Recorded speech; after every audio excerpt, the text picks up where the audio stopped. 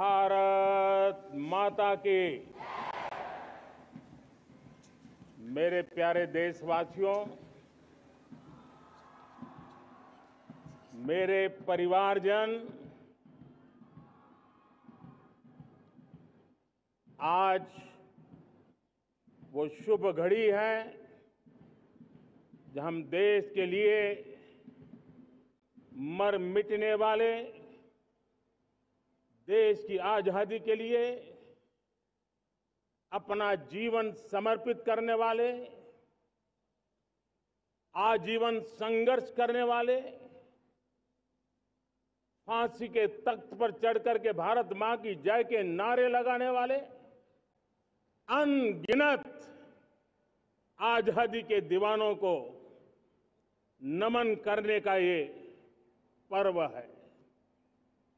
उनका पुण्य स्मरण करने का पर्व है। आजादी के दीवानों ने आज हमें आजादी के इस पर्व में स्वतंत्रता की सांस लेने के लिए सौभाग्य दिया है। यह देश उनका ऋणी है। ऐसे हर महापुरुष के प्रति हम अपना श्रद्धा भाव व्यक्त करते हैं। मेरे प्यारे देशवासियों, आज जो महानुभाव राष्ट्र रक्षा के लिए और राष्ट्र निर्माण के लिए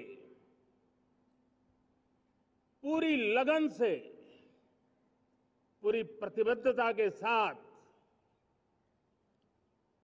देश की रक्षा भी कर रहे हैं, देश को नई ऊंचाई पर ले जाने का प्रयास भी कर रहे हैं। चाहे वो हमारा किसान हो, हमारा जवान हो, हमारे नौजवानों का हौसला हो, हमारी माताओं बहनों का योगदान हो, दलित हो, पीड़ित हो, शोषित हो, वंचित हो, अभावों के बीच भी स्वतंत्रता के प्रति उसकी निष्ठा, लोकतंत्र के प्रति उसकी श्रद्धा, ये पूरे विश्व के लिए एक प्रेरक घटना है।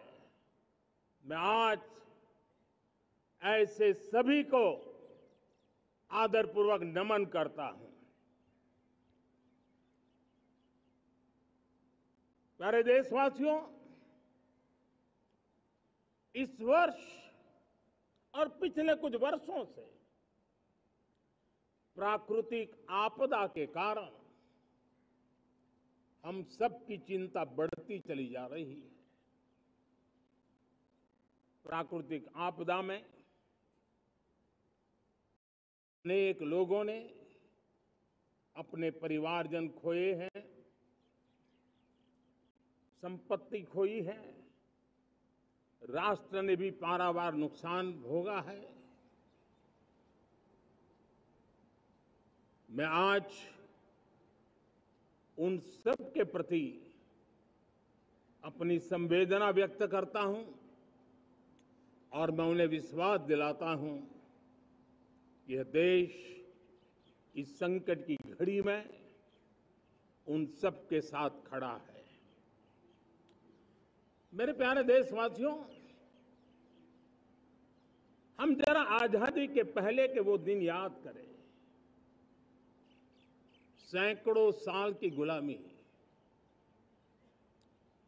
हर कालखंड संघर्ष का रहा। युवा हो, बुजुर्ग हो, किसान हो, महिला हो, आदिवासी हो, उन्होंने गुलामी के खिलाफ जंग लड़ते रहे, अविरत जंग लड़ते रहे। इतिहास गवाह है कि 1857 के स्वातंत्र संग्राम, जिसको हम याद करते हैं, उसके पूर्व भी हमारे देश के कई आदिवासी क्षेत्र थे जहां आजादी का जंग लड़ा जाता था। साथियों, गुलामी का इतना लंबा कालखंड,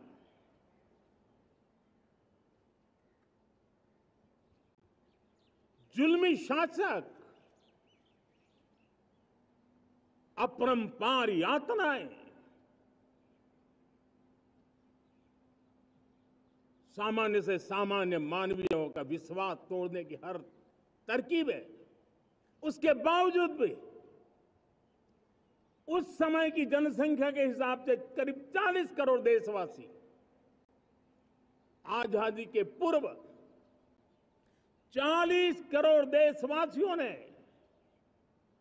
वो जज्बा दिखाया, वो सामर्थ्य दिखाया, वो एक सपना लेकर के चले, एक संकल्प लेकर के चलते रहे, जूझते रहे।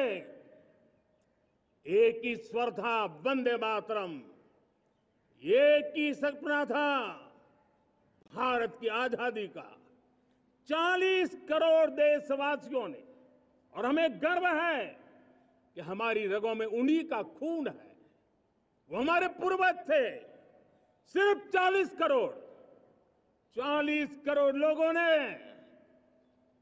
दुनिया की महासत्ता को उखाड़ करके फेंक दिया था, गुलामी की जंजीरों को तोड़ दिया था।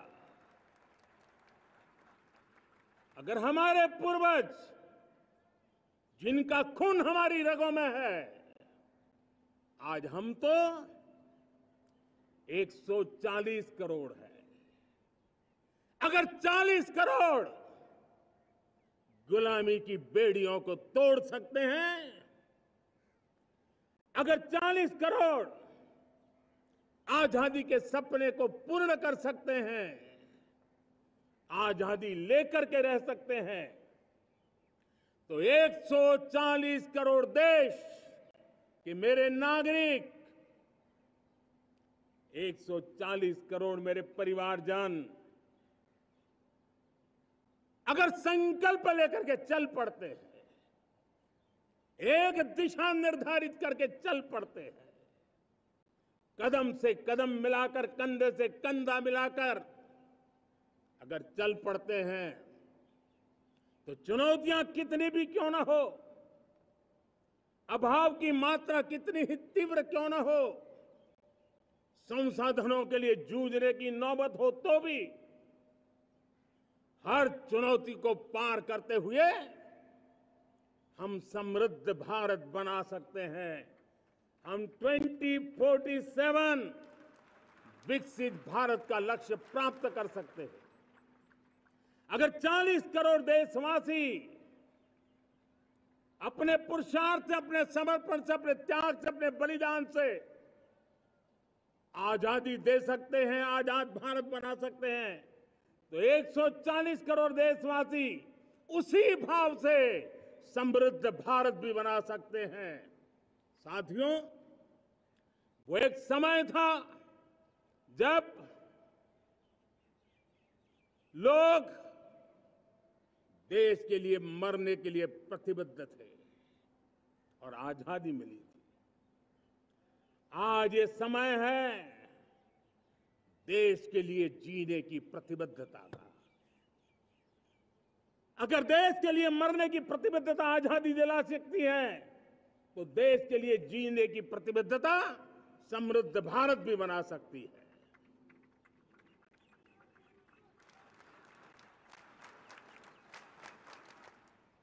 साथियों, विकसित भारत 2047 ये सिर्फ भाषण के शब्द नहीं है। इसके पीछे कठोर परिश्रम चल रहा है। देश के कोटि कोटि जनों के सुझाव लिए जा रहे हैं और हमने देशवासियों से सुझाव मांगे।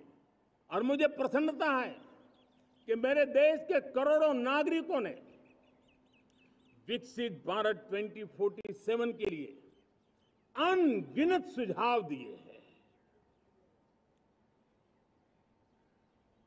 हर देशवासी का सपना उसमें प्रतिबिंबित हो रहा है। हर देशवासी का संकल्प उसमें झलकता है। युवा हो, बुजुर्ग हो, गांव के लोग हो, शहर के लोग हो, किसान हो, कामदार हो, दलित हो, आदिवासी हो, पहाड़ों में रहने वाले लोग, शहरों में रहने वाले लोग हैं, हर किसी ने 2047 में जब देश आजादी का 100 साल मनाएगा तब तक विकसित भारत के लिए अनमोल सुझाव दिए हैं। और मैं जब इन सुझावों को देखता था मेरा मन प्रसन्न हो रहा था। उन्होंने क्या लिखा? कुछ लोगों ने कहा कि दुनिया का स्किल कैपिटल बनाने का सुझाव हमारे सामने रखा। 2047 विकसित भारत के लिए कुछ लोगों ने भारत को मैन्युफैक्चरिंग का ग्लोबल हब बनाने का सुझाव दिया। कुछ लोगों ने भारत के हमारी यूनिवर्सिटीज ग्लोबल बने इसके लिए सुझाव दिया। कुछ लोगों ने यह भी कहा कि क्या आजादी के इतने सालों के बाद हमारा मीडिया ग्लोबल नहीं होना चाहिए। कुछ लोगों ने यह भी कहा कि हमारा स्किल्ड युवा विश्व की पहली पसंद बनना चाहिए। कुछ लोगों ने सुझाव दिया भारत को जल्द से जल्द जीवन के हर क्षेत्र में आत्मनिर्भर बनना चाहिए। कई लोगों ने सुझाव दिया कि हमारे किसान जो मोटा अनाज पैदा करते हैं, जिसको हम श्री अन्न कहते हैं, उस सुपर फूड को दुनिया के हर डाइनिंग टेबल पर पहुंचाना है। हमें विश्व के पोषण को भी बल देना है और भारत के छोटे किसानों को भी मजबूती देनी है। कई लोगों ने सुझाव दिया कि देश में स्थानीय स्वराज की संस्थाओं से लेकर के अनेक इकाइयां हैं, उन सब में गवर्नेंस के रिफॉर्म की बहुत जरूरत है।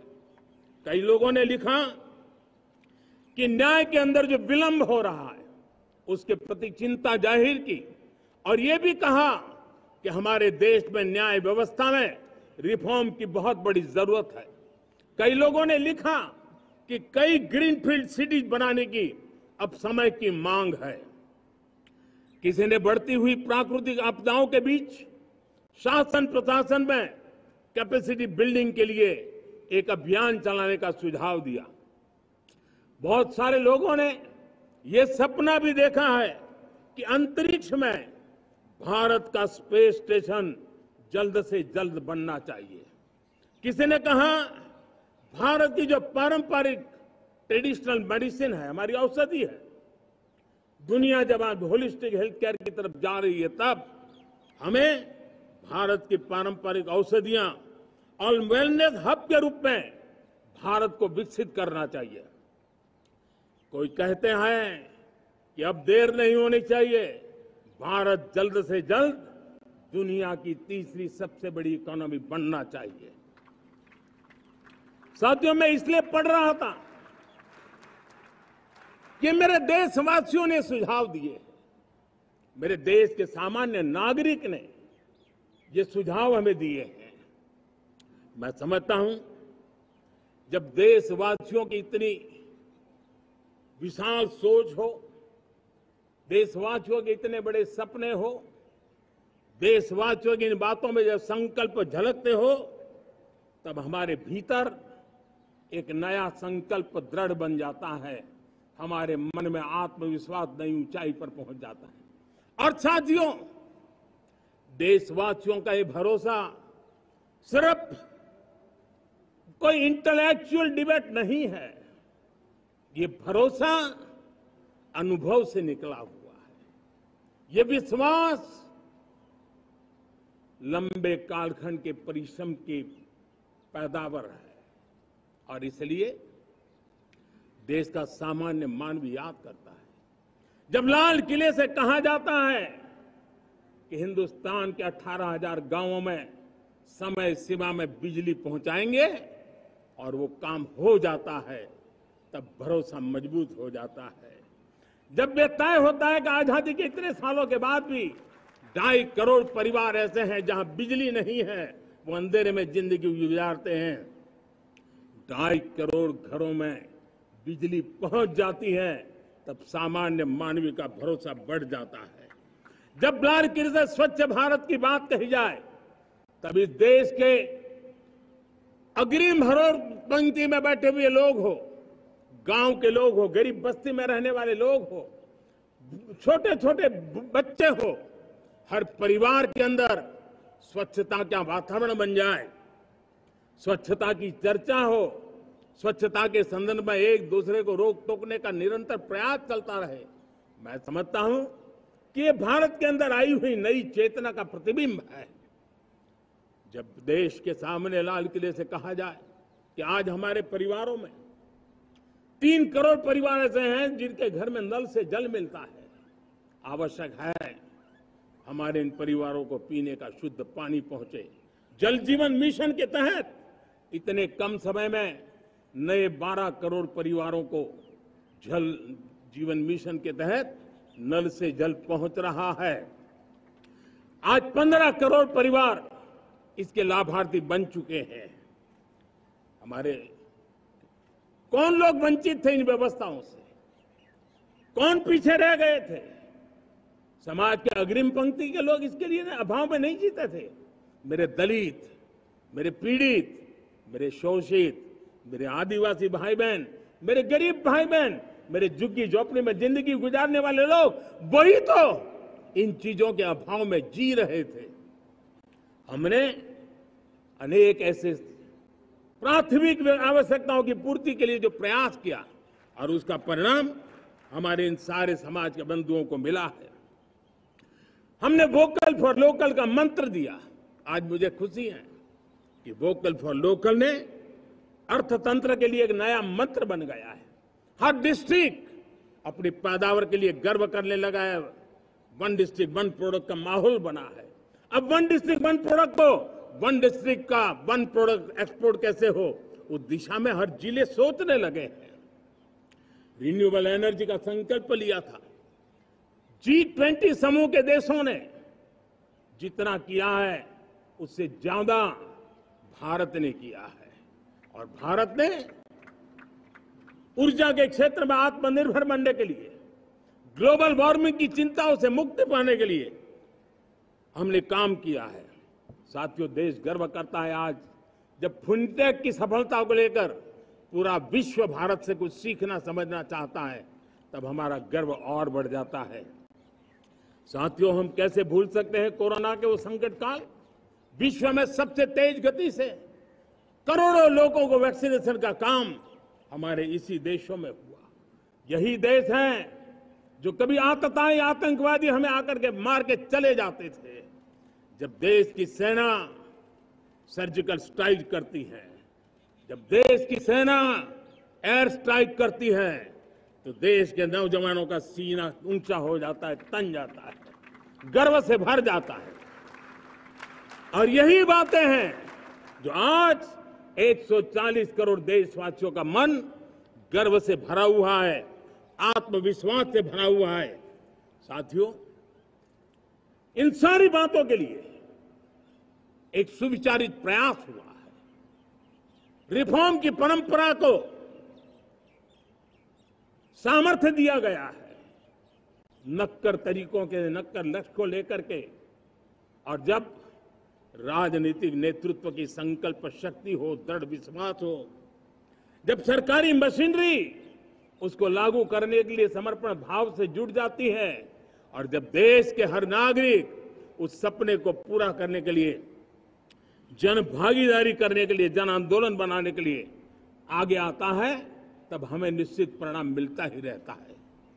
मेरे प्यारे देशवासियों, हम ये न भूलें कि इस देश उस परिस्थितियों से भी दशकों तक भी आजादी के बाद समय बिताया है, जब होती है, चलती है, अरे यार ये तो चलेगा, अरे हमें क्या मेहनत करने की जरूरत है, अरे मामला है अगली पीढ़ी दिखेगी, अरे हमको मौका मिला है यार, मौज कर लो, आगे वाला आगे का जाने, हमें क्या करना है, हम अपना समय निकाल दें।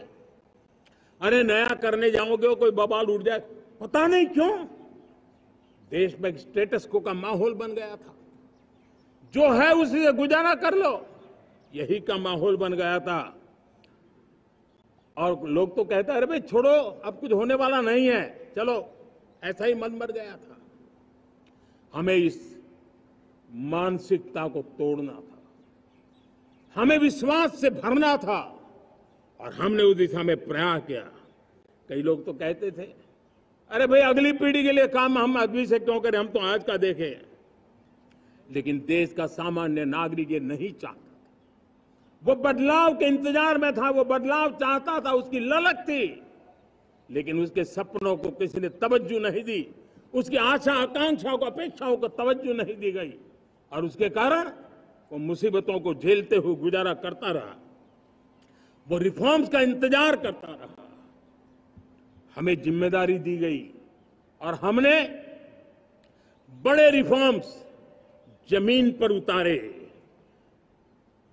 गरीब हो, मिडिल क्लास हो, हमारे वंचित लोग हो, हमारी बढ़ती जाती शहरी आबादी हो, हमारे नौजवानों के सपने हो, संकल्प हो, आकांक्षाएं हो, उनके जीवन में बदलाव लाने के लिए रिफॉर्म का मार्ग हमने चुना। और मैं देशवासियों को विश्वास दिलाना चाहता हूं, रिफॉर्म के प्रति हमारी जो प्रतिबद्धता है वो पिंक पेपर के एडिटोरियल के लिए सीमित नहीं है। हमारे रिफॉर्म्स की ये प्रतिबद्धता है, वो 4 दिन की वाहवाही के लिए नहीं है। हमारी रिफॉर्म्स की प्रक्रिया किसी मजबूरी में नहीं है, देश को मजबूती देने के इरादे से है। और इसलिए मैं आज कह सकता हूं, रिफॉर्म का हमारा मार्ग एक प्रकार से ग्रोथ की ब्लूप्रिंट बनी हुई है। ये हमारा रिफॉर्म, ये ग्रोथ, ये बदलाव, ये सिर्फ डिबेट क्लब के लिए, इंटेलेक्चुअल सोसाइटी के लिए, एक्सपर्ट लोगों के लिए सिर्फ चर्चा का विषय नहीं है। साथियों, हमने राजनीतिक मजबूरी के कारण नहीं किया है। हम जो कुछ भी कर रहे हैं वो राजनीति का भागा गुणा करके नहीं सोचते हैं। हमारा एक ही संकल्प होता है, नेशन फर्स्ट, नेशन फर्स्ट, राष्ट्रहित सुप्रीम, ये मेरा भारत महान बने, इसी संकल्प को लेकर के हम कदम उठाते हैं। साथियों, जब रिफॉर्म की बात आती है, एक लंबा परिवेश है। अगर मैं उसकी चर्चा में चला जाऊंगा तो शायद घंटों निकल जाएंगे, लेकिन मैं एक छोटा सा उदाहरण देना चाहता हूं। बैंकिंग क्षेत्र में जो रिफॉर्म हुआ, आप सोचिए बैंकिंग क्षेत्र का क्या हाल था। न विकास होता था, न विस्तार होता था, न विश्वास बढ़ता था। इतना ही नहीं, जिस प्रकार की कारनामे चले उसके कारण हमारे बैंक संकटों से गुजर रहे थे। हमने बैंकिंग सेक्टर को मजबूत बनाने के लिए अनेकविध रिफॉर्म्स किए, और आज उसका कारण हमारी बैंक विश्व में जो इन्हीं गुनी मजबूत बैंकें हैं उसमें भारतीय बैंकों ने अपना स्थान बनाया है। और जब बैंक मजबूत होती है ना, तब फॉर्मल इकोनॉमी की ताकत भी बढ़ती है। जब बैंक की व्यवस्था बन जाती है, जब सामान्य खास करके मध्यम वर्ग के परिवार की जो रिक्वायरमेंट होती है उसको पूरा करने की सबसे बड़ी ताकत बैंकिंग सेक्टर में होती है।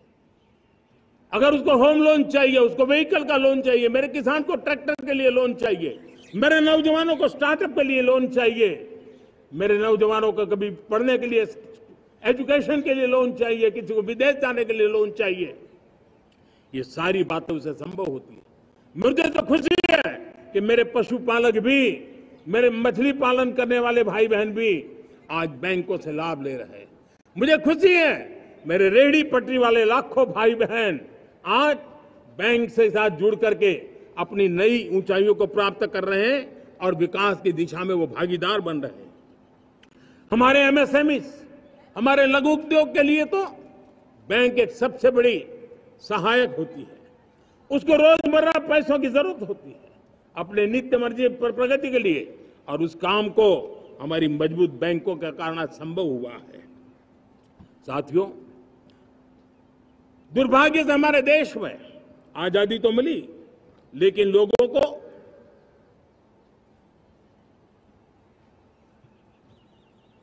एक प्रकार से माई बाप कल्चर से गुजरना पड़ा। सरकार के पास मांगते रहो, सरकार के पास हाथ फैलाते रहो, किसी की सिफारिश के लिए रास्ते खोजते रहो, वही कल्चर डेवलप हुआ था। आज हमने गवर्नेंस के इस मॉडल को बदला है। आज सरकार खुद लाभार्थी हितार्थी के पास जाती है। आज सरकार खुद उसके घर गैस का चूल्हा पहुंचाती है। आज सरकार खुद उसके घर पानी पहुंचाती है। आज सरकार खुद उसके घर बिजली पहुंचाती है। आज सरकार खुद उसको आर्थिक मदद दे करके विकास के नए आयामों को सर करने के लिए प्रेरित करती है, प्रोत्साहित करती है। आज सरकार खुद नौजवान के स्किल डेवलपमेंट के लिए अनेकविध कदम उठा रही है। साथियों, बड़े रिफॉर्म्स के लिए हमारी सरकार बहुत ही प्रतिबद्ध है और हम इसी के द्वारा देश में प्रगति की राह को चुनना चाहते हैं। साथियों, देश में नई व्यवस्थाएं बन रही है। देश को आगे ले जाने के लिए अनेक वित्त नीतियों को, अनेक वित्त पॉलिसीज को निरंतर बनाया जाए और नए सिस्टम पर देश का भरोसा भी बढ़ता रहता है, निरंतर बढ़ता रहता है। आज जो 20-25 साल का नौजवान है, जो 10 साल पहले जब 12-15 साल की उम्र का नौजवान था, उसने अपनी आंखों के सामने ये बदलाव देखा है। 10 साल के भीतर भीतर उसके सपनों को आकार मिला है, धार मिली है और उसके आत्मविश्वास में एक नई चेतना जगी है और वही देश का एक नया सामर्थ्य के रूप में उभरना है। आज विश्व भर में भारत की साख बढ़ी है, भारत के प्रति देखने का नजरिया बदला है। आज विश्व में युवाओं के लिए संभावनाओं के द्वार खुले हैं।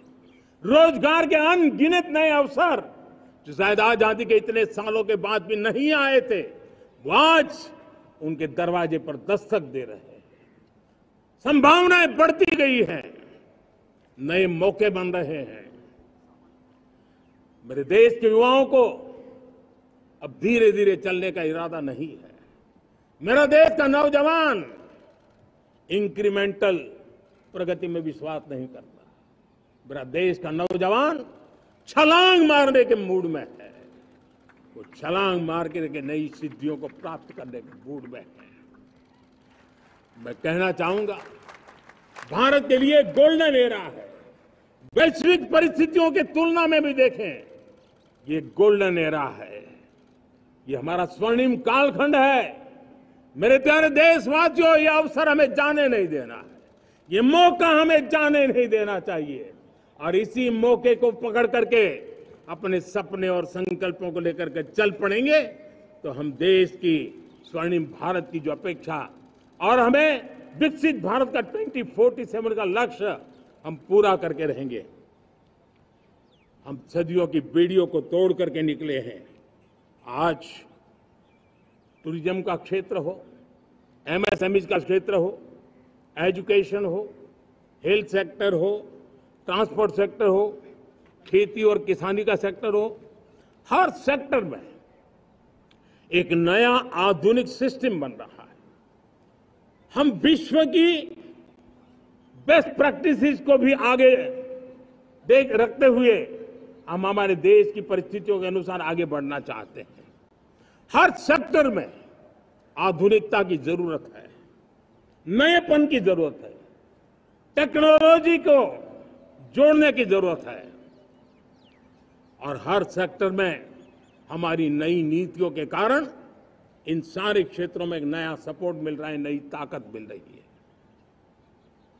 हमारे सारे अवरोध हटे, हमारी बंदी से दूर हो, हम पूरे सामर्थ्य के साथ चल पड़े, खिल उठे, सपनों को पा करके रहे, सिद्धि को हम अपने निकट देखें, हम आत्मसात करें, उस दिशा में हम चलना है।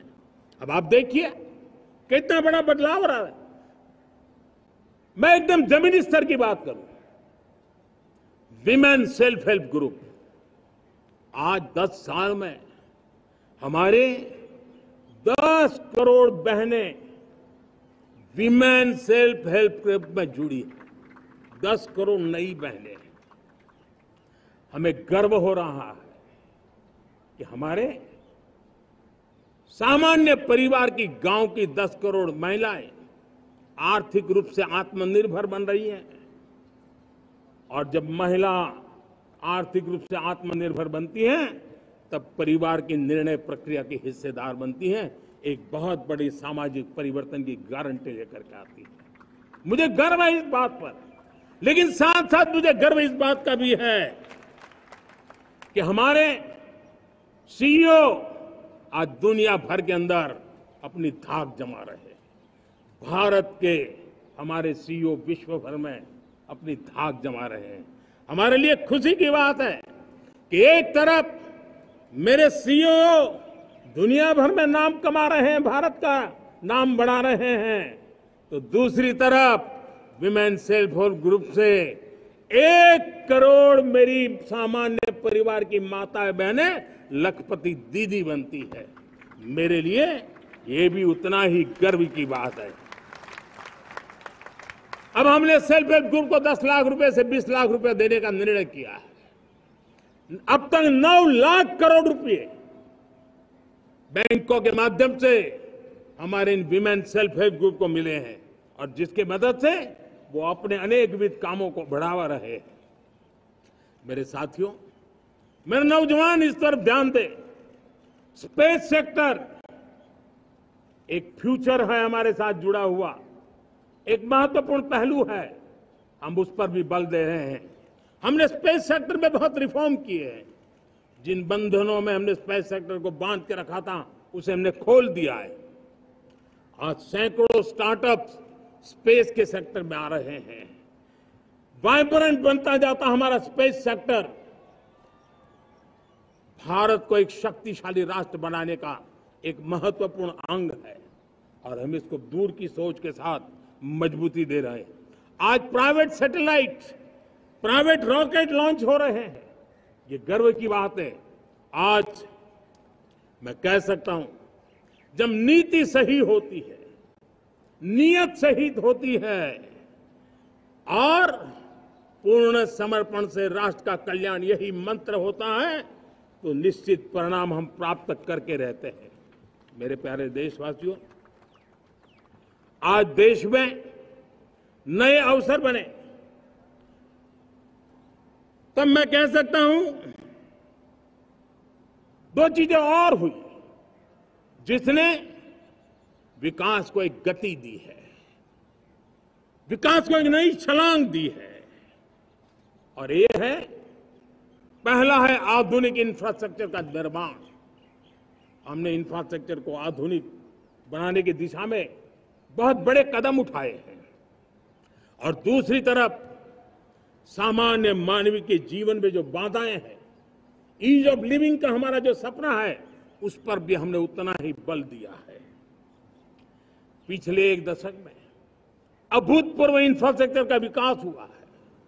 रेल हो, रोड हो, एयरपोर्ट हो, पोर्ट हो, ब्रॉडबैंड कनेक्टिविटी हो, गांव-गांव नए स्कूल बनाने की बात हो, जंगलों में स्कूल बनाने की बात हो, दूर सुदूर इलाकों में अस्पताल बनाने की बात हो, आरोग्य मंदिर बनाने की बात हो, मेडिकल कॉलेजों का काम हो, आयुष्मान आरोग्य मंदिरों का निर्माण चलता हो, 60,000 से ज्यादा अमृत सरोवर बने हो, 2 लाख पंचायतों तक ऑप्टिकल फाइबर नेटवर्क पहुंचा हो, नहरों का एक बहुत बड़ा जाल बिछाया जा रहा हो, 4 करोड़ पक्के घर बनना, गरीबों को एक नया आश्रय मिलना, 3 करोड़ नए घर बनाने के संकल्प के साथ आगे बढ़ने की हमारी कोशिश हो। हमारा पूर्वी भारत, नॉर्थ ईस्ट, उसका इलाका आज इंफ्रास्ट्रक्चर के लिए जाने जाना लगा है। और हमने ये जो कायाकल्प किया है, उसका सबसे बड़ा लाभ समाज के उन वर्गों तक हम पहुंचे हैं जो ग्रामीण सड़कें वहां बनी है, जिनकी तरफ कोई देखता नहीं था, जिस इलाकों को नहीं देखता था, जिन गांवों को नहीं देखता था। दलित हो, पीड़ित हो, शोषित हो, वंचित हो, पिछड़े हो, आदिवासी हो, जंगल में रहने वाले हो, दूर सुदूर पहाड़ों में रहने वाले हो, सीमावर्ती स्थान पर रहने वाले हो, हमने उनकी आवश्यकता की पूर्ति की है।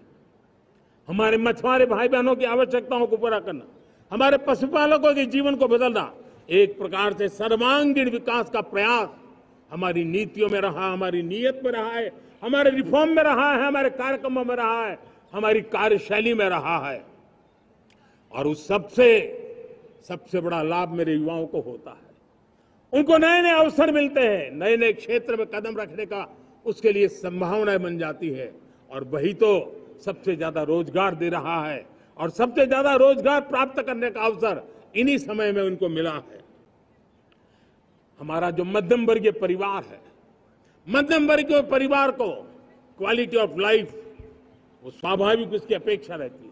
वो देश के लिए बहुत देता है, तो देश का भी दायित्व है कि उसकी जो क्वालिटी ऑफ लाइफ में जो उसकी अपेक्षाएं हैं, सरकार की कठिनाइयों से मुक्ति की उसकी जो अपेक्षाएं हैं, उसको पूर्ण करने के लिए हम निरंतर प्रयास करते हैं। और मैंने तो सपना देखा है कि 2047 जब विकसित भारत का सपना होगा, तो उसकी एक इकाई ये भी होगी कि सामान्य मानव के जीवन में सरकार की दखलें कम हो, जहां सरकार की जरूरत हो वहां अभाव न हो, और जहां सरकार की बेकारण प्रभाव भी न हो, इस प्रकार की व्यवस्था पर हम प्रतिबद्ध हैं।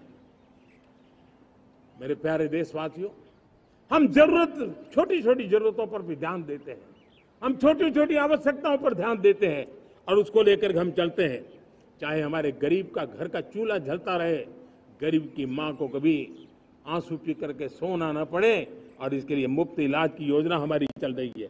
बिजली, पानी, गैस अब सैचुरेशन के मूड पर है, और जब हम सैचुरेशन की बात करते हैं वो 100% होता है।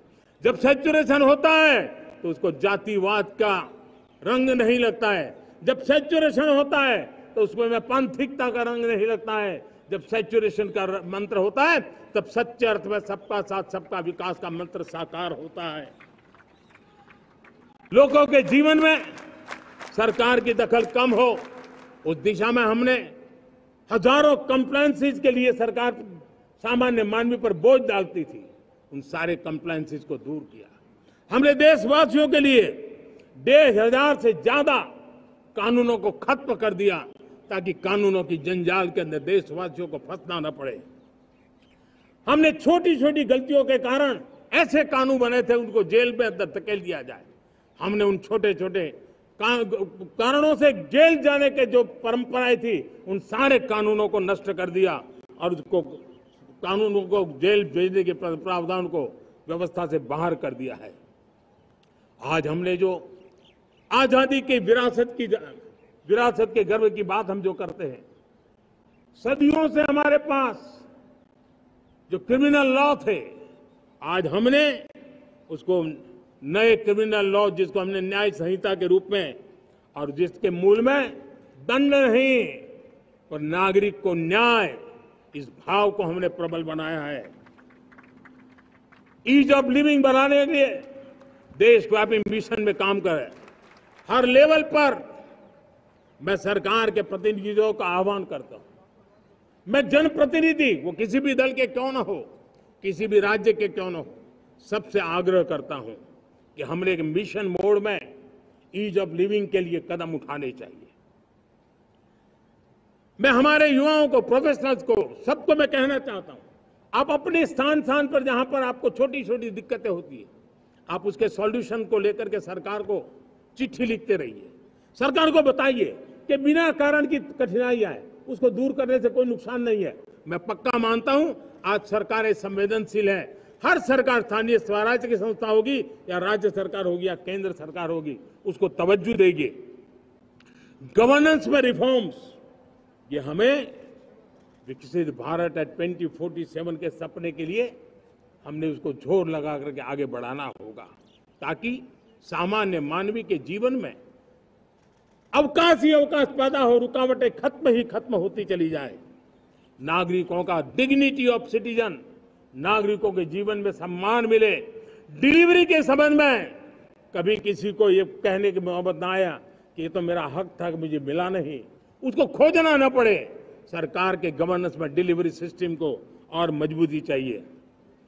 आप देखिए, देश में जब हम रिफॉर्म की बात करते हैं, आज देश में करीब करीब 3 लाख संस्थाएं काम कर रही है, चाहे पंचायत हो, नगर पंचायत हो, नगर पालिका हो, महानगर पालिका हो, यूटी हो, स्टेट हो, डिस्ट्रिक्ट हो, केंद्र, छोटी मोटी 3 लाख करीब करीब इकाइयां हैं।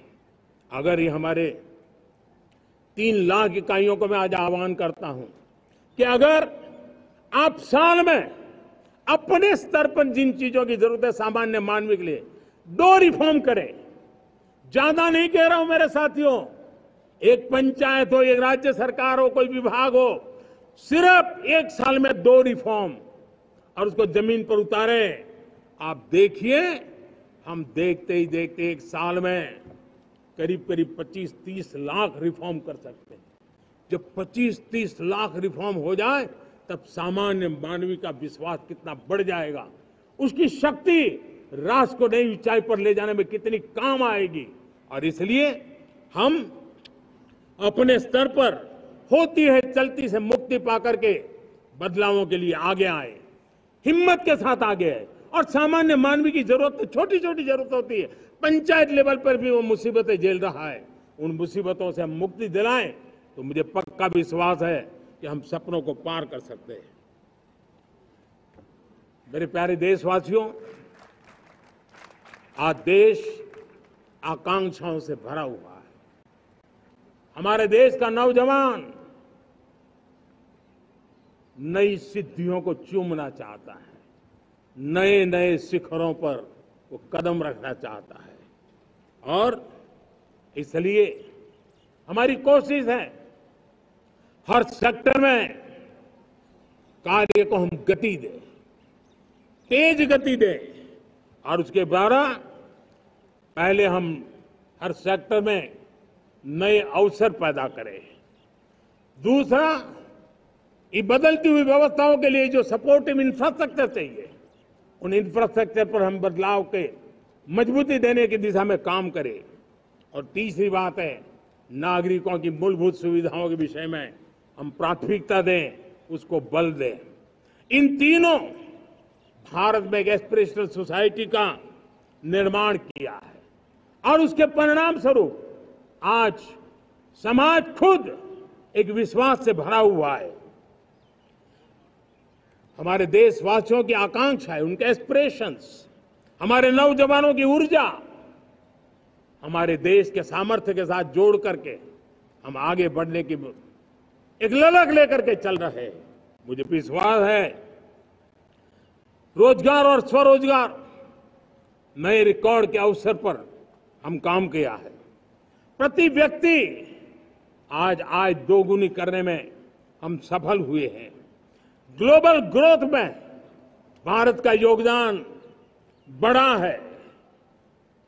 भारत का एक्सपोर्ट लगातार बढ़ रहा है। विदेशी मुद्रा भंडार लगातार बढ़ा हुआ है, पहले से 2 गुना पहुंचा है। ग्लोबल संस्थानों का भारत के प्रति भरोसा बढ़ा है। मुझे विश्वास है भारत की दिशा सही है, भारत की गति तेज है, और भारत के सपनों में सामर्थ्य है। लेकिन इन सबके साथ संवेदनशीलता का हमारा मार्ग हमारे लिए ऊर्जा में एक नई चेतना भरता है। मम भाव हमारे कार्य की शैली है। समभाव भी चाहिए, मम भाव भी चाहिए, उसको लेकर के हम चल रहे हैं। साथियों, मैं जब कोरोना काल को याद करता हूं, कोरोना की वैश्विक महामारी के बीच सबसे तेजी से इकोनॉमी को बेहतर बनाने वाला कोई देश है तो वो देश भारत है। तब लगता है कि हमारी दिशा सही है। जब जात पात मत पंथ ऊपर उठकर हर घर तिरंगा फहराया जाता है, तब लगता है देश की दिशा सही है। आज पूरा देश तिरंगा है, हर घर तिरंगा है। न कोई जात है, न कोई पात है, न कोई ऊंच है, न कोई नीच है, सभी भारतीय है। यही तो हमारी दिशा की ताकत है। जब हम 25 करोड़ लोगों को गरीबी से बाहर निकालते हैं, तब हमारा विश्वास पक्का हो जाता है कि हमने गति को बराबर मेंटेन किया है और सपनों को साकार करना दूर नहीं है। जब 100 से अधिक आकांक्षी जिले अपने अपने राज्य के अच्छे जिलों की स्पर्धा कर रहे हैं, बराबरी करने लगे हैं, तो हमें लगता है कि हमारी दिशा और गति दोनों सामर्थ्यवान है। जब हमारे उन आदिवासी साथियों को वो मदद मिलती है, पीएम जनमन के द्वारा उनको जो योजनाएं पहुंची थी, आबादी बहुत छोटी है, लेकिन बहुत दूर सुदूर इलाकों में छुटपुट परिवार रहते हैं, हमने उनको खोज के निकाला है, उनके लिए चिंता की है। तब लगता है कि संवेदनशीलता से जब काम करते हैं तब संतोष कितना मिलता है। वर्किंग वुमेन के लिए पेड मैटरनिटी लीव 12 हफ्ते से बढ़ा करके 26 हफ्ते कर देते हैं। तब सिर्फ नारी का सम्मान ही करते इतना नहीं है, नारी के प्रति संवेदनशील भाव से निर्णय करते इतना नहीं, लेकिन उसके गोद में जो बच्चा पला है ना, उसको एक उत्तम नागरिक बनाने के लिए मां की जो जरूरत है उसमें सरकार रुकावट न बने, इस संवेदनशील भावना से उस निर्णय को हम करते हैं। जब मेरे दिव्यांग भाई बहन भारतीय साइन लैंग्वेज की बात हो या तो सुगम्य भारत का अभियान हो, उसको लगता है कि अब मेरी भी डिग्निटी है, मेरे प्रति देश के नागरिक सम्मान के भाव से देखता है। और पैरालंपिक में तो हमारे खिलाड़ी नई नई ताकत दिखाने लगे हैं, तब लगता है कि ये जो मेरा मम भाव है, हम सबका मम भाव है, उसकी ताकत नजर आती है। हमारे ट्रांसजेंडर समाज के प्रति हम जिस संवेदना के साथ निर्णय बना रहे हैं, हम नए नए कानून बना रहे हैं, उनको सम्मान का जीवन देने के लिए हम प्रयास कर रहे हैं, तब बदलाव की हमारी दिशा सही दिखता है। सेवा भाव से किए गए इन कामों का, जो त्रिविध मार्गों से हम चले हुए, इन कामों का एक सीधा सीधा लाभ आज उसके परिणाम के रूप में हमें नजर आ रहा है। 60 साल बाद लगातार तीसरी बार आपने हमें देश सेवा का मौका दिया है। मेरे 140 करोड़ देशवासी, आपने जो आशीर्वाद दिए हैं, उस आशीर्वाद में मेरे लिए एक ही संदेश है, जन जन की सेवा, हर परिवार की सेवा, हर क्षेत्र की सेवा, और सेवा भाव से समाज की शक्ति को साथ लेकर के विकास की नई ऊंचाइयों पर पहुंचना। 2047 विकसित भारत के सपने को लेकर के चलना, उसी एक संदेश को लेकर मैं आज लाल किले की प्राचीर से हमें आशीर्वाद देने के लिए मैं कोटि कोटि देशवासियों का सर झुका करके आभार व्यक्त करता हूं। मैं उनके प्रति नतमस्तक होता हूं और मैं उनको विश्वास दिलाता हूं कि हमें नई ऊंचाइयों को नए जोश के साथ आगे बढ़ना है। हमें सिर्फ जो हो गया है वो संतोष मान करके बैठने वाले हम लोग नहीं हैं, वो हमारे संस्कार में नहीं है। हम कुछ और करने के लिए, कुछ और आगे बढ़ने के लिए और कुछ और नई ऊंचाइयों को पार करने के लिए हम आगे बढ़ना चाहते हैं। विकास को, समृद्धि को, सपनों को साकार करने को, संकल्प को लिए जीवन खपाने को हम अपना स्वभाव बनाना चाहते हैं, देशवासियों का स्वभाव बनाना चाहते हैं। मेरे प्यारे देशवासियों, आज नई शिक्षा नीति बहुतेक मात्रा में कई राज्यों ने उसको अच्छा इनिशिएटिव लिए हैं और उसके कारण आज एक 21वीं सदी के अनुरूप हमारी शिक्षा व्यवस्था को जो हम बल देना चाहते हैं और विकसित भारत के सपने के लिए जिस प्रकार से मानव समूह तैयार करना चाहते हैं, नई शिक्षा नीति बहुत बड़ी भूमिका अदा। मैं नहीं चाहता हूं कि मेरे देश के नौजवानों को अब विदेशों में पढ़ने के लिए मजबूर होना पड़े। मध्यम वर्गीय परिवार के लाखों करोड़ों रुपया बच्चों को विदेश पढ़ने के लिए भेजने में खर्च हो जाए। हम यहाँ ऐसी शिक्षा व्यवस्था का विकसित करना चाहते हैं कि मेरे देश के नौजवानों को विदेश जाना न पड़े, मेरे मध्यम वर्गीय परिवारों को लाखों करोड़ रुपया खर्च करना न पड़े। इतना ही नहीं, ऐसे संस्थान निर्माण हो ताकि विदेशों से लोग भारत के अंदर उनका मुंह मोड़े। अभी अभी हमने बिहार का हमारा गौरवप्रद इतिहास रहा है, नालंदा यूनिवर्सिटी का पुनर्निर्माण किया है। फिर से एक बार नालंदा यूनिवर्सिटी काम करना शुरू कर दिया है। लेकिन हमें शिक्षा के क्षेत्र में फिर से एक बार सदियों पुराने उस नालंदा स्पिरिट को जगाना होगा, उस नालंदा स्पिरिट को जीना होगा, उस नालंदा स्पिरिट को लेकर के बड़े विश्वास के साथ विश्व की ज्ञान की परंपराओं को नई चेतना देने का काम हमें करना होगा। मुझे पक्का विश्वास है कि नई शिक्षा नीति ने मातृभाषा पर बल दिया है। मैं राज्य सरकारों से कहूंगा, मैं देश की सभी संस्थानों से कहूंगा कि भाषा के कारण हमारे देश की टैलेंट को रुकावट नहीं आनी चाहिए, भाषा अवरुद्ध नहीं होनी चाहिए।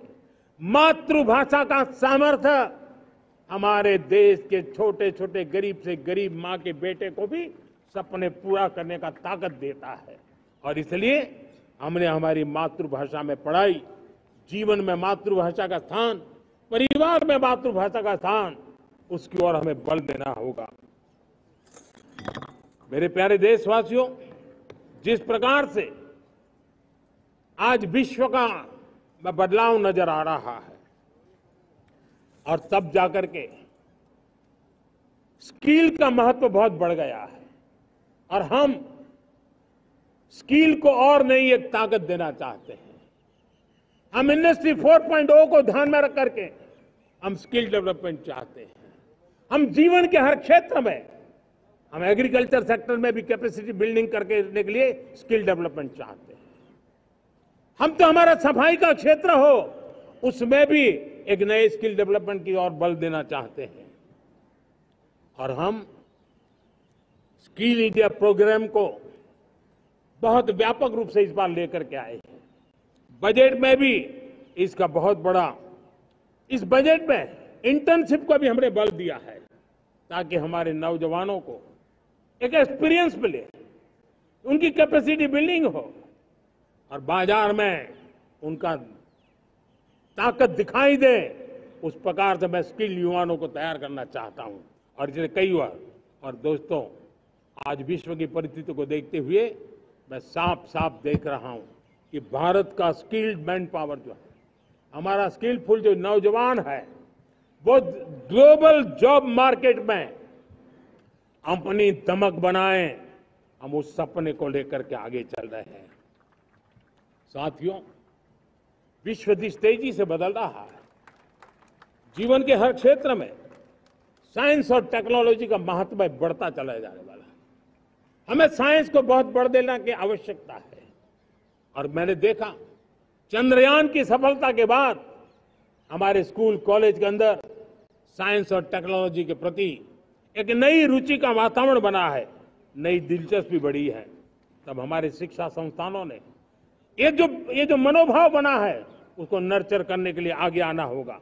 भारत सरकार ने भी रिसर्च के लिए सपोर्ट बढ़ा दिया है। हमने ज्यादा से ज्यादा चेयर स्थापित किए हैं।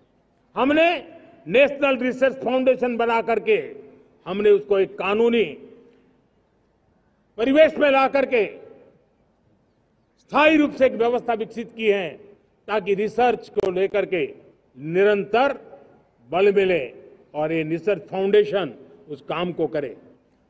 मेरे बड़े गर्व की बात है कि बजट में हमने 1 लाख करोड़ रुपया रिसर्च और इनोवेशन के लिए हमने देने का निर्णय किया है ताकि हमारे देश के नौजवान के पास जो आइडियाज है, उस आइडियाज को हम जमीन पर उतार पाए। साथियों, आज भी हमारे देश में मेडिकल एजुकेशन के लिए हमारे बच्चे बाहर जा रहे हैं। वैसा कहा मैंने, बड़े वो ज्यादातर मध्यम वर्गीय परिवार के हैं, उनके लाखों करोड़ों रुपए खर्च हो जाते हैं। और तब जाकर के हमने पिछले 10 साल में मेडिकल सीटों को करीब करीब 1 लाख कर दिया। आज मैं करीब करीब 25,000 युवा हर साल विदेश में मेडिकल एजुकेशन के लिए जाते हैं। और ऐसे ऐसे देश में जाना पड़ रहा है, कभी कभी तो मैं सुनता हूं तो हैरान हो जाता हूं। और इसलिए हमने तय किया है कि अगले 5 साल में मेडिकल लाइन में 75,000 नई सीटें बनाई जाएगी। मेरे प्यारे देशवासियों, विकसित भारत 2047 वो स्वस्थ भारत भी होना चाहिए। और जब स्वस्थ भारत हो तो आज जो बच्चे हैं उनके पोषण पर आज से ही ध्यान देने की जरूरत है। और इसलिए हमने विकसित भारत की जो पहली पीढ़ी है उनकी तरफ विशेष ध्यान दे करके हमने पोषण का एक अभियान चला है। हमने राष्ट्रीय पोषण मिशन शुरू किया है। पोषण को हमने प्राथमिकता दी है। मेरे प्यारे देशवासियों, हमारी कृषि व्यवस्था को ट्रांसफॉर्म करना बहुत जरूरी है, समय की मांग है। हम सदियों से जिस परंपरा में दबे हुए हैं, जकड़े हुए हैं, उससे मुक्ति पानी होगी। और हमारे किसानों को उसके लिए हम मदद भी दे रहे हैं। हम उसको ट्रांसफॉर्म करने की दिशा में लगातार काम करते आए हैं। आज आसान ऋण दे रहे हैं किसानों को, टेक्नोलॉजी की मदद दे रहे हैं। किसान जो पैदावार करता है उसको वैल्यू एडिशन के लिए हम काम कर रहे हैं। उसके लिए मार्केटिंग के लिए पूरा प्रबंध करते हैं ताकि उसको एंड टू एंड हर जगह पे हैंड होल्डिंग की व्यवस्था हो। उस दिशा में हम काम कर रहे हैं। आज जब धरती माता के प्रति सारा विश्व चिंतित है, जिस प्रकार से उर्वरक के कारण हमारी धरती माता की शहद दिनों दिन बिगड़ता जा रही है, हमारी धरती माता की उत्पादकता क्षमता खत्म होती चली जा रही है, कम होती चली जा रही है। और उस समय मैं मेरे देश के लाखों किसानों का आभार व्यक्त करना चाहता हूं जिन्होंने प्राकृतिक खेती का रास्ता चुना है और हमारी धरती माता की सेवा करने का भी उन्होंने बीड़ा उठाया है। और इस बार बजट में भी हमने प्राकृतिक खेती को बल देने के लिए बहुत बड़ी योजनाओं के साथ बहुत बड़ा बजट में प्रावधान किया है। मेरे प्यारे देशवासियों, आज दुनिया की स्थिति में देखता हूं, पूरा विश्व होलिस्टिक हेल्थ केयर की तरफ मुड़ रहा है। और तब उनको ऑर्गेनिक फूड ये उनकी प्रथम पसंद बनी है। आज विश्व के लिए ऑर्गेनिक फूड का अगर कोई फूड बास्केट बन सकता है तो मेरे देश का किसान बना सकता है, मेरा देश बन सकता है। और इसलिए हम आने वाले दिनों में उस सपने को लेकर के आगे चलना चाहते हैं ताकि ऑर्गेनिक फूड की जो विश्व की मांग है, उस ऑर्गेनिक फूड का बास्केट हमारा देश कैसे बने, किसानों का जीवन आसान बने, गांव में टॉप क्लास इंटरनेट कनेक्टिविटी मिले, किसानों को स्वास्थ्य सुविधाएं मिले, किसान के बच्चों को पढ़ने के लिए स्मार्ट स्कूल अवेलेबल हो, किसान के बच्चों को रोजगार उपलब्ध हो। छोटे छोटे खेती के टुकड़ों पर पूरा परिवार आज जीना बड़ा मुश्किल हो रहा है, तब उनके नौजवानों के लिए वो स्किल मिले ताकि उनके नए रोजगार मिले, नए आय के साधन बने। इसका एक कॉम्प्रिहेंसिव प्रयास हम कर रहे हैं। बीते वर्षों में वुमेन लेड डेवलपमेंट मॉडल पर हमने काम किया है। इनोवेशन हो, एम्प्लॉयमेंट हो, एंटरप्रेन्योरशिप हो, हर सेक्टर में महिलाओं के कदम बढ़ते जा रहे हैं। महिलाएं सिर्फ भागीदारी बढ़ा रही है ऐसा नहीं, महिलाएं नेतृत्व दे रही है। आज अनेक क्षेत्रों में, आज हमारे रक्षा क्षेत्र में देखिए, हमारा एयरफोर्स हो, हमारी आर्मी हो, हमारी नेवी हो, हमारा स्पेस सेक्टर हो, आज हमारी महिलाओं का हम दमखम देख रहे हैं। देश के लिए लेकिन दूसरी तरफ कुछ चिंता की बातें भी आती हैं और मैं आज लाल किले से फिर बार एक अपनी पीड़ा व्यक्त करना चाहता हूं। एक समाज के नाते हमें गंभीरता से सोचना होगा कि हमारी माताओं, बहनों, बेटियों के प्रति जो अत्याचार हो रहे हैं, उसके प्रति देश का आक्रोश है, जन सामान्य का आक्रोश है। इस आक्रोश को मैं महसूस कर रहा हूं। इसको देश को, समाज को, हमारी राज्य सरकारों को गंभीरता से लेना होगा। महिलाओं के विरुद्ध अपराधों की जल्द से जल्द जांच हो, राक्षसी कृत्य करने वालों को जल्द से जल्द कड़ी सजा हो, वो समाज में विश्वास पैदा करने के लिए जरूरी है। मैं ये भी बताना चाहूंगा कि जब बलात्कार की या महिलाओं पर अत्याचार की घटनाएं घटती हैं तो उसकी बहुत चर्चा होती है, बहुत प्रचार होता है, मीडिया में छाया रहता है। लेकिन जब ऐसे राक्षसी मनोवृत्ति व्यक्ति को सजा होती है तो वो खबरों में कहीं नजर नहीं आती है, कोने में कहीं पड़ा रहता है। अब समय की मांग है कि जिनको सजा होती है उसकी व्यापक चर्चा हो, ताकि ऐसा पाप करने वालों को भी डर पैदा हो कि ये पाप करने की हालत ये होती है कि फांसी पर लटकना पड़ता है। और मुझे लगता है कि ये डर पैदा करना बहुत जरूरी है। मेरे प्यारे देशवासियों, हमारे देश में ऐसी एक आदत बन गई थी स्वभाव से, हम देश को कम आंकना, देश के प्रति गौरव के भाव का अभाव होना, ये पता नहीं क्यों हमारे जहन में घुस गया था। और हम तो कभी कभी तो लेट आए तो कहते थे इंडियन टाइम, शर्म के साथ हम बोल देते थे। देश को इन चीजों से हमने बाहर लाने में सफलता पाई है। किसी जमाने में कहा जाता था अरे खिलौने भी बाहर से आते थे, वो दिन देखे हमने। आज मैं गर्व से कह सकता हूं कि मेरे देश के खिलौने दुनिया के बाजार में अपनी धमक लेकर के पहुंच रहे हैं। खिलौने हमारे एक्सपोर्ट होने शुरू हुए। तो एक जमाना था हम मोबाइल फोन इंपोर्ट करते थे, आज मोबाइल फोन का मैन्युफैक्चरिंग का इकोसिस्टम बना है, एक बहुत बड़ा हब बना है, और आज हम मोबाइल फोन दुनिया में एक्सपोर्ट करने लगे हैं। ये भारत की ताकत है। साथियों, भविष्य के साथ सेमीकंडक्टर जुड़ा हुआ है, आधुनिक टेक्नोलॉजी जुड़ी है, एआई जुड़ा हुआ है। हमने सेमीकंडक्टर मिशन पर काम शुरू किया है।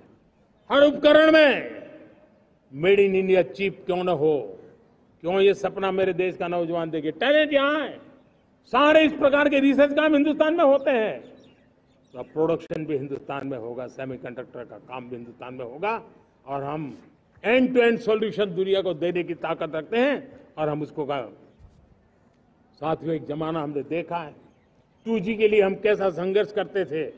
आज हर उपकरण में हम देख रहे हैं, हम तेजी से आगे बढ़े। और 5G जिस तेजी से पूरे देश में रोल आउट हुआ, हिंदुस्तान के करीब करीब सभी क्षेत्रों में 5G पहुंच गया। वो विश्व में तेज गति से 5G पहुंचाने में हम आगे रहे। और देश साथियों, मैंने कहा हम रुकने वाले नहीं है। 5G पे रुक जाना हमें मंजूर नहीं है। हम 6G पर अभी से मिशन मोड में काम कर रहे हैं, और विश्व में हम उसमें भी अपनी धमक जमाएंगे, ये मैं विश्वास से कहता हूं। मेरे प्यारे साथियों, डिफेंस सेक्टर हमारी आदत हो गई थी। डिफेंस बजट कितना ही क्यों न हो, लेकिन कभी कोई सोचता नहीं था कि डिफेंस बजट बढ़ा तो जाता कहां है। डिफेंस बजट विदेशों से खरीदी में चला जाता था। अब हम चाहते हैं हम आत्मनिर्भर बने, और मैं हमारी डिफेंस फोर्सेस का हृदय से धन्यवाद करता हूं। उन्होंने हजारों ऐसी चीजें लिस्ट कर दी है। उन्होंने तय किया है कि हम विदेश से नहीं लाएंगे। राष्ट्र के लिए जीना क्या कहते हैं, ये हमारे सेना के जवानों ने दिखाया है, और उसके कारण डिफेंस के सेक्टर में हम आत्मनिर्भर होते चले जा रहे हैं। आज डिफेंस मैन्युफैक्चरिंग में भारत की पहचान बनी है, और मैं आज खुशी से कह सकता हूं कि जो देश कभी डिफेंस की हर छोटी मोटी चीज बाहर से लाता था, आज धीरे धीरे दुनिया के कई देशों में हम जो डिफेंस के इक्विपमेंट मैन्युफैक्चर कर रहे हैं वो हम एक्सपोर्ट करने लगे हैं। दुनिया में डिफेंस हब, मैन्युफैक्चरिंग हब के रूप में हम धीरे धीरे उभर रहे हैं। हम मैन्युफैक्चरिंग क्षेत्र को बढ़ावा देना चाहते हैं क्योंकि रोजगार के लिए सर्वाधिक आवश्यक है। आज पीएलआई स्कीम को बहुत बड़ी सफलता मिली है। एफडीआई रिफॉर्म्स, उसने भी हमें बहुत बड़ी ताकत दी है। एमएसएमईज को बहुत बड़ा बल मिला है, नई व्यवस्थाएं विकसित हुई है और उसके कारण हमारा मैन्युफैक्चरिंग सेक्टर, हम दुनिया का एक मैन्युफैक्चरिंग हब बने। जिस देश के पास इतनी नौजवान शक्ति हो, जिस देश के अंदर ये सामर्थ्य हो, हम मैन्युफैक्चरिंग की दुनिया में भी इंडस्ट्री 4.0 में हम बहुत बड़ी ताकत के साथ आगे जाना चाहते हैं और इसके लिए आवश्यक स्किल डेवलपमेंट, उस पर भी हमने बल दिया है। और स्किल डेवलपमेंट में भी हमने नए मॉडल तय किए हैं। हमने जन भागीदारी को जोड़ा है ताकि तुरंत रिक्वायरमेंट के अनुसार स्किल डेवलपमेंट हम कर सके। और मुझे विश्वास है, मैं लाल किले की प्राचीर से कह रहा हूं, वो दिन दूर नहीं होगा जो भारत इंडस्ट्रियल मैन्युफैक्चरिंग का हब होगा, दुनिया उसकी तरफ देखती होगी। आज विश्व की बहुत बड़ी कंपनियां भारत में निवेश करना चाहती हैं। ये चुनाव के बाद मैंने देखा, मेरे तीसरे कार्यकाल में जितने लोग मुझसे मिलने के लिए मांग कर रहे हैं वो ज्यादातर निवेशक लोग हैं, विश्व भर के निवेशक हैं। वो आना चाहते हैं, भारत में निवेश करना चाहते हैं। ये एक बहुत बड़ा गोल्डन अपॉर्चुनिटी है। मैं राज्य सरकारों से आग्रह करता हूं कि आप निवेशकों को आकर्षित करने के लिए स्पष्ट नीति निर्धारित कीजिए, गुड गवर्नेंस का आश्वासन दीजिए, लॉ एंड ऑर्डर सिचुएशन के लिए उनको भरोसा दीजिए। हर राज्य एक तंदुरुस्त स्पर्धा में आगे आए। राज्य के बीच निवेशकों को खींचने के लिए स्पर्धा होनी चाहिए, निवेशकों को लिए, ताकि उनके राज्य में निवेशक आएंगे, उनके राज्य के नौजवानों को स्थानीय रूप से अवसर मिलेगा, रोजगार का अवसर मिलेगा। नीतियों में परिवर्तन लाना चाहिए तो ग्लोबल रिक्वायरमेंट के अनुसार नीतियों को राज्यों ने परिवर्तित करना चाहिए। लैंड की आवश्यकता है तो राज्यों ने लैंड बैंक बनानी चाहिए। गुड गवर्नेंस सिंगल पॉइंट पर काम करने के लिए राज्य जितने प्रोएक्टिव होंगे, जितने ज्यादा प्रयास करेंगे, जो निवेशक आ रहे हैं वो कभी भी वापस नहीं जाएंगे।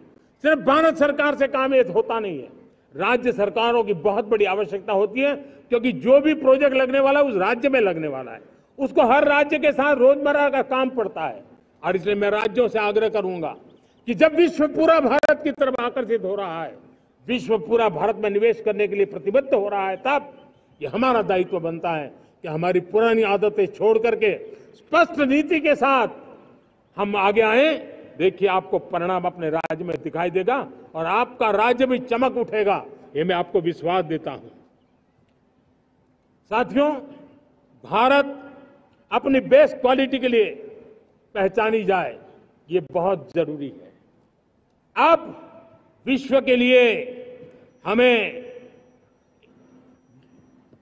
डिजाइन ऑफ का क्षेत्र, डिजाइन इन इंडिया, इस पर हमने बल देना है। हमें कोशिश करनी है अब इंडियन स्टैंडर्ड इंटरनेशनल स्टैंडर्ड बनने चाहिए। इंडियन स्टैंडर्ड इंटरनेशनल स्टैंडर्ड बनेंगे तब हमारी हर चीज को सहजता से मोहर लग जाएगी और ये हमारे प्रोडक्शन की क्वालिटी पर निर्भर करेगा, हमारी सेवा की क्वालिटी पर निर्भर करेगा, हमारे अप्रोच की क्वालिटी पर निर्भर करेगा। और इसलिए हमें क्वालिटी पर बल देकर के आगे बढ़ना है। हमारे पास टैलेंट है, डिजाइन के क्षेत्र में हम दुनिया को बहुत कुछ नया दे सकते हैं। डिजाइन इन इंडिया, इस आह्वान को लेकर के हमें अब आगे चलना है। Design in India and design for the world, इस सपने को लेकर के चलना है। मैं देख रहा हूं गेमिंग की दुनिया का बहुत बड़ा मार्केट खड़ा हुआ है, लेकिन आज भी गेमिंग की दुनिया पर प्रभाव, खास करके उन खेलों को बनाने वाले लोग, प्रोडक्ट करने वाले लोग, विदेशी कमाई होती। भारत के पास बहुत बड़ी विरासत है, हम गेमिंग की दुनिया में बहुत नई टैलेंट को लेकर के आ सकते हैं। विश्व के हर बच्चे को हमारे देश के बनी हुई गेमिंग की ओर आकर्षित कर सकते हैं। मैं चाहता हूं कि भारत के बच्चे, भारत के नौजवान, भारत के आईटी प्रोफेशनल्स, भारत के एआई के प्रोफेशनल्स, वे गेमिंग की दुनिया को लीड करें। खेलने में नहीं, गेमिंग की दुनिया में हमारे प्रोडक्ट पूरे विश्व में पहुंचने चाहिए और पूरी दुनिया में हमारे एनिमेटर्स काम कर सकते हैं। एनिमेशन की दुनिया में हम अपनी दाग जमा सकते हैं। हम उस दिशा में काम करें। मेरे प्यारे देशवासियों, आज विश्व के अंदर ग्लोबल वार्मिंग, क्लाइमेट चेंज हर क्षेत्र में चिंता और चर्चा का विषय रहता है। भारत ने उस दिशा में काफी कदम उठाए हैं। हम विश्व को आश्वस्त करते रहे हैं और शब्दों से नहीं, अपने कार्यों से, प्राप्त परिणामों से हमने विश्व को आश्वस्त भी किया है और विश्व को आश्चर्यचकित भी किया है। हम ही हैं जिन्होंने सिंगल यूज प्लास्टिक पर प्रतिबंध लगाया है। हमने रिन्यूएबल एनर्जी पर विस्तार किया है। हमने रिन्यूएबल एनर्जी को एक नई ताकत दी है। आने वाले कुछ वर्षों में हम नेट जीरो फ्यूचर की ओर आगे बढ़ रहे हैं। मुझे याद है पेरिस एकॉर्ड में जिन देशों ने अपने लक्ष्य निर्धारित किए थे, आज मैं लाल किले की प्राचीर से मेरे देशवासियों की ताकत दुनिया को बताना चाहता हूं। G20 देश के समूह जो नहीं कर पाए, वो मेरे देश के नागरिकों ने करके दिखाया है। मेरे देशवासियों ने करके दिखाया है। हिंदुस्तान ने करके दिखाया है। पेरिस एकॉर्ड के अंदर जो टारगेट हमने तय किए थे, उन टारगेट को समय से पहले पूरा करने वाला G20 देशों के समूह में अगर कोई है तो एकमात्र मेरा हिंदुस्तान है, एकमात्र मेरा भारत है। और इसलिए गर्व होता है साथियों। रिन्यूएबल एनर्जी के टारगेट हमने पूरे, हम 2030 तक रिन्यूएबल एनर्जी को 500 गीगावाट तक ले जाने के लिए मकसद से काम कर। आप कल्पना कर सकते हैं कि कितना बड़ा लक्ष्य है। दुनिया के लोग सिर्फ 500 गीगावाट शब्द सुनते हैं ना, तो मेरी तरफ ऐसे ऐसे देखते हैं। लेकिन आज मैं विश्वास से कह रहा हूं देशवासियों को कि इस लक्ष्य को भी हम पूरा करके रहेंगे और ये मानव जाति की भी सेवा करेगा, हमारे भविष्य की भी सेवा करेगा, हमारे बच्चों के उज्जवल भविष्य की गारंटी बनेगा। हमने 2030 तक हमारी रेलवे को नेट जीरो एमिशन का लक्ष्य लेकर के हम चल रहे हैं। साथियों, पीएम सूर्य घर मुफ्त बिजली योजना उसको एक नई ताकत देने वाली है और ये बदलाव का फल मेरे देश के सामान्य परिवार को मिला, विशेष करके मेरे मध्यम वर्ग को मिलेगा जब उसका बिजली का मुफ्त हो जाए, बिल मुफ्त हो जाएगा। इलेक्ट्रिक व्हीकल, उसकी मांग बढ़ती जा रही है।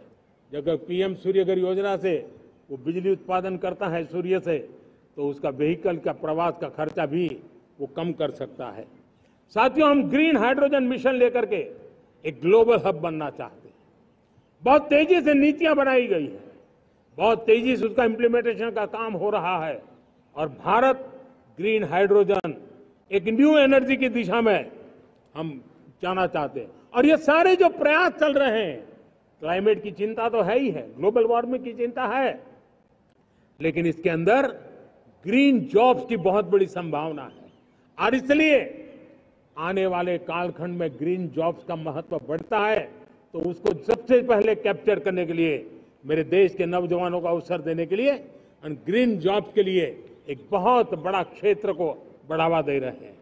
मेरे प्यारे देशवासियों, आज हमारे साथ इस तिरंगे झंडे के नीचे वो नौजवान बैठे हैं जिन्होंने ओलंपिक की दुनिया में भारत का परचम लहराया।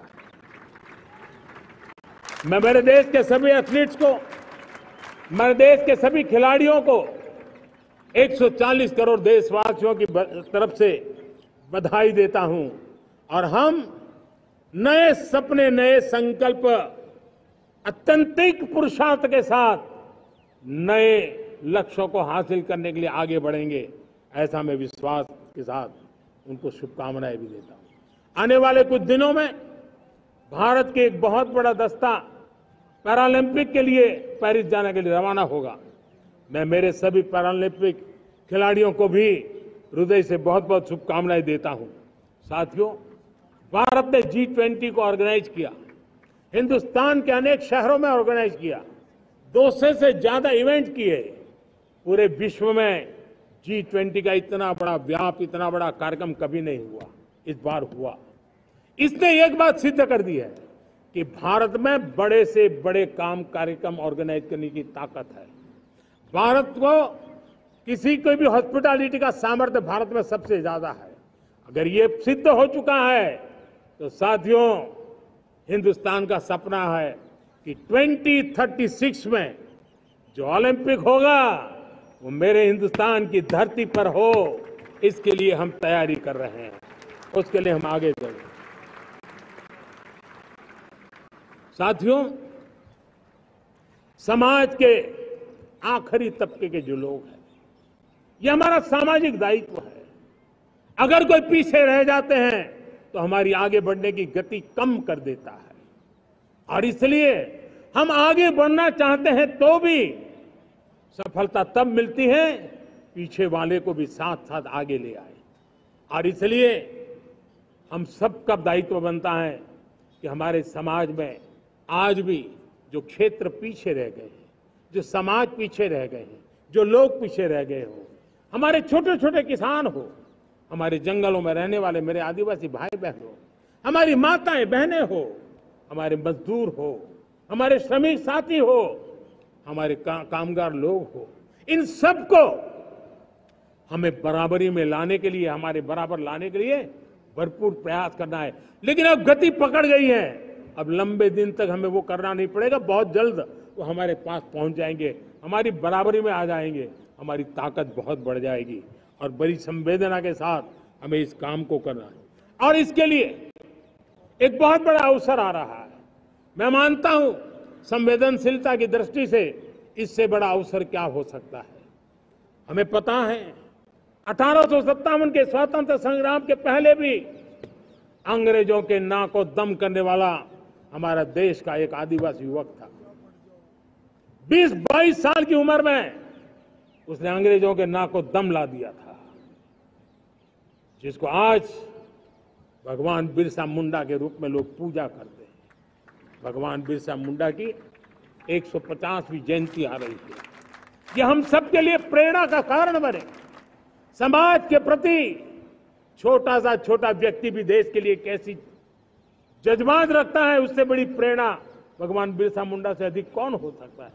आइए हम भगवान बिरसा मुंडा की 150वीं जयंती जब मनाएं, संवेदनशीलता का हमारा व्याप बढ़े, समाज के प्रति हमारा ममभाव बने। हम समाज के हर व्यक्ति को, गरीबों को, दलित को, पिछड़ों को, आदिवासियों को, हर एक को हम अपने साथ लेकर के चले। इस संकल्प को लेकर के चलना है। मेरे प्यारे देशवासियों, हम संकल्प के साथ तो बढ़ तो रहे हैं, बहुत आगे बढ़ रहे हैं, लेकिन ये भी सच है कि कुछ लोग होते हैं जो प्रगति देख नहीं सकते। कुछ लोग होते हैं जो भारत का भला सोच नहीं सकते हैं। जब तक खुद का भला न हो तब तक उनको किसी का भला अच्छा नहीं लगता है। ऐसी विकृत मानसिकता से भरे हुए लोगों की कमी नहीं होती है। देश को ऐसे लोगों से बचना होगा। वे निराशा की गर्त में डूबे हुए लोग हैं। ऐसे मुट्ठी भर निराशा की गर्त में डूबे हुए लोग, जब उनके गोद में विकृति पलती है तब वो विनाश का कारण बन जाती है, सर्वनाश का कारण बन जाती है, एनार्की का मार्ग ले लेती है, और तब देश को इतनी बड़ी हानि हो जाती है जिसकी भरपाई करने में हमें नए सिरे से मेहनत करनी पड़ती है। इसलिए ऐसे जो छुटपुट निराशावादी तत्व होते हैं, वो सिर्फ निराशा इतना नहीं है, उनकी गोद में विकृति पल रही है। ये विकृति विनाश के, सर्वनाश के सपने देख रही है, ताने बाने जोड़ने की प्रयासों में लगी हुई है। देश को इसे समझना होगा। लेकिन मैं देशवासियों को कहना चाहता हूं कि हम हमारी नेक नीयत से, हमारी ईमानदारी से, राष्ट्र के प्रति हमारे समर्पण से हम सारी परिस्थितियों के बावजूद भी विपरीत मार्ग पर जाने वालों के लिए भी, उनके भी दिल जीत करके हम देश को आगे बढ़ने के हमारे संकल्प में कभी भी पीछे नहीं हटेंगे, ये मैं विश्वास दिलाना चाहता हूं। साथियों, चुनौतियां हैं, अनगिनत चुनौतियां हैं। चुनौतियां भीतर भी है, चुनौतियां बाहर भी है। और जैसे जैसे हम ताकतवर बनेंगे, जैसे जैसे हमारा तवज्जो बढ़ेगा, तो चुनौतियां भी बढ़ने वाली है। बाहर की चुनौतियां और बढ़ने वाली है, और मुझे उसका भली भांति अंदाज है। लेकिन मैं ऐसी शक्तियों को कहना चाहता हूं, भारत का विकास किसी के लिए संकट लेकर के नहीं आता। हम विश्व में समृद्ध थे, तब भी हमने कभी दुनिया को युद्ध में नहीं झोंका है। हम बुद्ध का देश है, युद्ध हमारी राह नहीं है। और इसलिए विश्व चिंतित न हो भारत के आगे बढ़ने से। मैं विश्व समुदाय को विश्वास दिलाता हूं कि आप भारत के संस्कारों को समझिए, भारत के हजारों साल के इतिहास को समझिए। आप हमें संकट मत मानिए, आप उन तरकीबों से न जुड़िए जिसके कारण पूरी मानव जात का कल्याण करने का सामर्थ्य जिस भूमि में है, उस भूमि को ज्यादा मेहनत करनी पड़े। लेकिन फिर भी मैं देशवासियों को कहना चाहता हूं, चुनौतियां कितनी ही क्यों न हो, चुनौती को चुनौती देना ये हिंदुस्तान की फितरत में है। न हम डिगेंगे, न हम थकेंगे, न हम रुकेंगे, न हम झुकेंगे। हम संकल्पों की पूर्ति के लिए 140 करोड़ देशवासियों का भाग्य बदलने के लिए, भाग्य सुनिश्चित करने के लिए, राष्ट्र के सपनों को साकार करने के लिए हम कोई कोर कसर नहीं छोड़ेंगे। हर बदनीयत वालों को हम हमारी नेक नीयत से जीतेंगे, ये मैं विश्वास देता हूं। मेरे प्यारे देशवासियों, समाज की मनोरचना में भी बदलाव कभी कभी बहुत बड़ी चुनौती का कारण बन जाता है। हमारा हर देशवासी भ्रष्टाचार की दिमक से परेशान रहा है। हर स्तर के भ्रष्टाचार ने सामान्य मानवीय का व्यवस्थाओं के प्रति विश्वास तोड़ दिया है।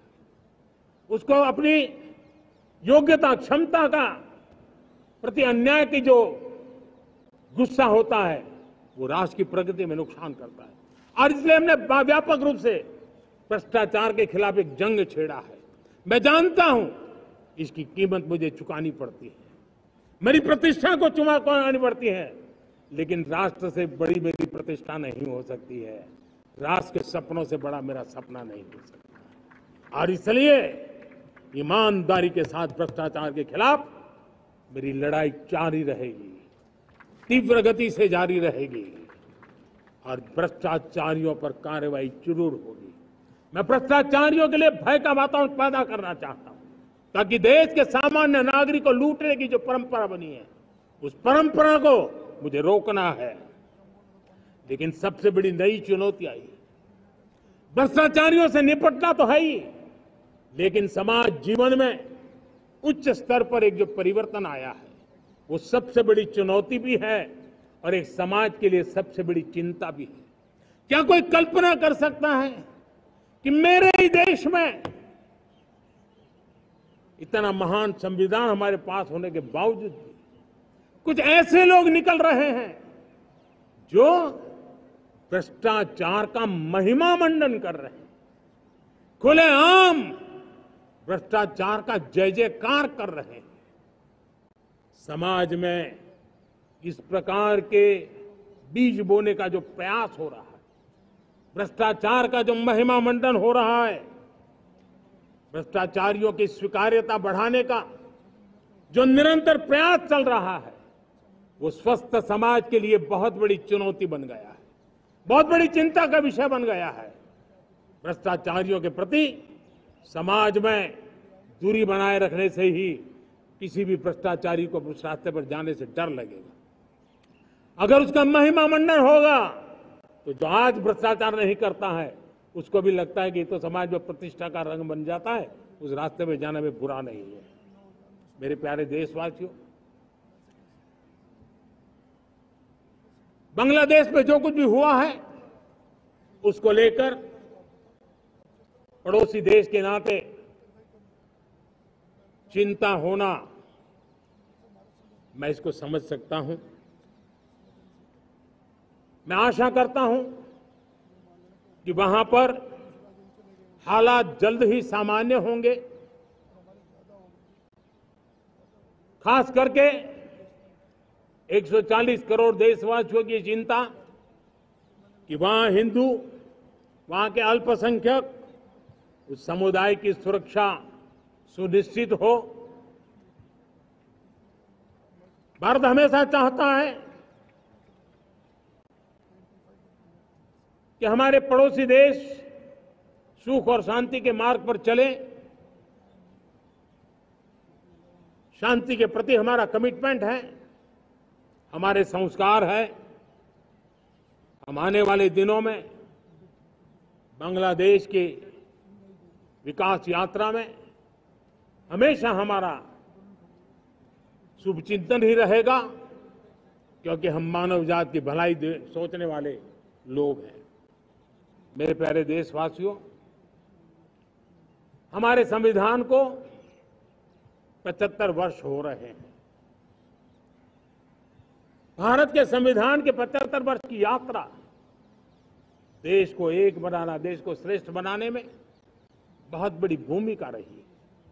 भारत के लोकतंत्र को मजबूती देने में हमारे देश के संविधान की बहुत बड़ी भूमिका रही। हमारे देश के दलित, पीड़ित, शोषित, वंचित को सुरक्षा देने का बहुत बड़ा काम हमारे संविधान ने किया है।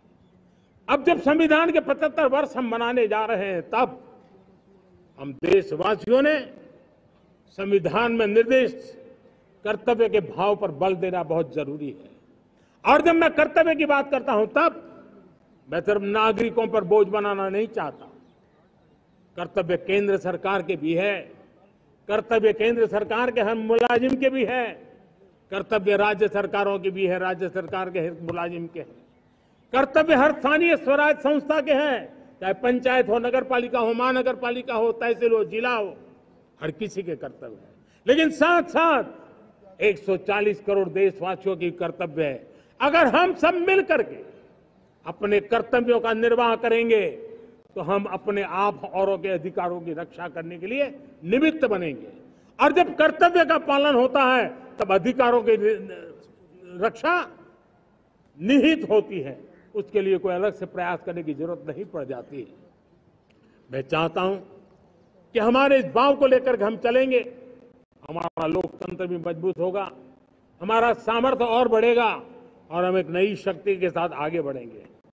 मेरे प्यारे देशवासियों, हमारे देश में सुप्रीम कोर्ट ने बार बार यूनिफॉर्म सिविल कोड को लेकर जो चर्चा की है, अनेक बार आदेश दिए हैं, क्योंकि देश का एक बहुत बड़ा वर्ग मानता है और उसमें सच्चाई भी है कि जिस सिविल कोड को हम लेकर के जी रहे हैं, वो सिविल कोड सचमुच में तो एक प्रकार का कम्युनल सिविल कोड है, भेदभाव करने वाला सिविल कोड है। ऐसे सिविल कोड से जब संविधान के 75 वर्ष मना रहे हैं और संविधान की भावना भी जो हमें कहती है करने के लिए, देश की सुप्रीम कोर्ट भी हमें कहती है करने के लिए, और तब जो संविधान निर्माताओं का सपना था, उस सपने को पूरा करना हम सबका दायित्व है। और मैं मानता हूं इस गंभीर विषय पर देश में चर्चा हो, व्यापक चर्चा हो, हर कोई अपने विचारों को लेकर के आए और उन कानूनों को जो कानून धर्म के आधार पर देश को बांटते हैं, जो ऊंच नीच का कारण बन जाते हैं, ऐसे कानूनों को आधुनिक समाज में कोई स्थान नहीं हो सकता है। और इसलिए मैं तो कहूंगा, अब समय की मांग है कि देश में एक सेकुलर सिविल कोड हो। हमने कम्युनल सिविल कोड में 75 साल बिताए हैं, अब हमें सेक्युलर सिविल कोड की तरफ जाना होगा और तब जाकर के देश में धर्म के आधार पर जो भेदभाव हो रहे हैं, सामान्य नागरिक को जो दूरी महसूस होती है, उससे हमें मुक्ति मिलेगी। मेरे प्यारे देशवासियों, जब मैं देश में एक चिंता हमेशा कहता हूं, परिवारवाद, जातिवाद भारत के लोकतंत्र को